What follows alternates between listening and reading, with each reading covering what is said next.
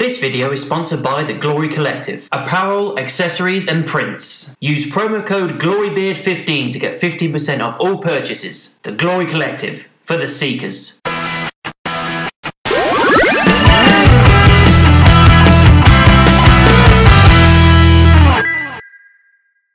Hi guys, welcome to Beard's Eye View, and this is going to be what I thought for the official trailer for Avengers Endgame. Yes, we got an official trailer for Avengers Endgame, probably the last trailer we're going to get before the film comes out, and again, it doesn't show you too much, but it just teases a few more things. You know, it does show bits, but it doesn't really tell you what's going to be going on in the story and how they're going to sort the whole snap thing out, and I like the fact that we don't get too much information, but what we do get, I'm happy with. The monologues with Stark and Thor and Cap all over the top, talking about stuff while they're playing old footage from like the original films and Infinity War, and everyone's being dusted.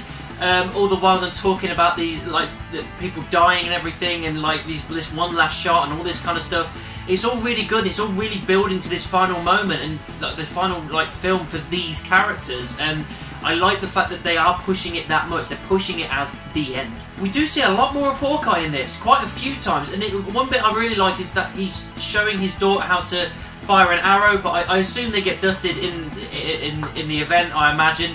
I like the fact that we do get a little bit extra with when he's kind of being Rowan and assassinating people, and you've got Natasha kind of stopping him and bringing him back. I like that. You do see Rocket on War Machine at some point, but that's the only time you really see him. But again, I like the fact that he's teaming up with these characters. It's just that's why I'm glad that Rocket's still around. Ant-Man, we see him like with a pole with loads of missing signs outside a house, which I think is the house of his daughter and his ex-missus and that whole family. I assume they obviously got dusted as well, so I like that for his character. But we do see a quick shot of Cap as well when he's like his uniform, and it kind of pushes on to that time where he's putting the shield on and everything. But he looks really battered and bruised, so I don't know, maybe this is like his final moment, I don't know, but he looks like he's been through the ringer. I do like near the end of this trailer as well, where everyone is saying whatever it takes, as like they're just showing images of like them shooting and all this kind of stuff and fighting and whatnot. Just they're all saying whatever it takes.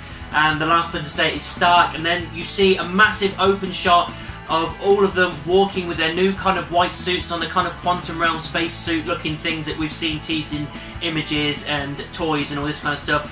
One thing to note, Stark is in that lineup, so obviously he makes it back to Earth, which you know he was going to anyway, but I'm still glad that they haven't told us how he gets back to Earth, so I'm looking forward to seeing how that goes. But yeah, to see them all in that lineup, all there with that gear on, looked awesome, and I'm interested to see where this whole rumours of quantum realm and time jumping and everything will go. And it's a great little scene as well after the title card comes up, where you've got Thor kind of standing off with Captain Marvel, and then he just brings Stormbreaker to his hand and just goes, I like this one, and that's it. Just a nice little moment there, I think, because these two are probably the most powerful Avengers, I think, to be honest. So I think their characterisation, their chemistry is quite key to get her like on side and like in this universe with these characters. One thing we didn't get though, Thanos. No Thanos in this trailer whatsoever. He wasn't even mentioned. He didn't even appear. Even in the first teaser trailer, we saw like his Scarecrow armor, and we saw him walking through the field with his hand in the gauntlet.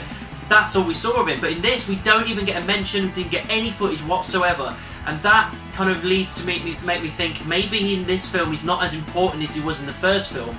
Maybe he is important, but this rumours of certain characters or certain villains being the bigger problem at the end of it, like potentially Galactus or Kang the Conqueror, it makes it feel like maybe that's the direction they're probably going to go, the fact that they haven't mentioned Thanos at all in this. Overall guys, a great trailer. It doesn't show you too much like I said, but again I don't want too much. What they have shown you, it teased enough to make you excited.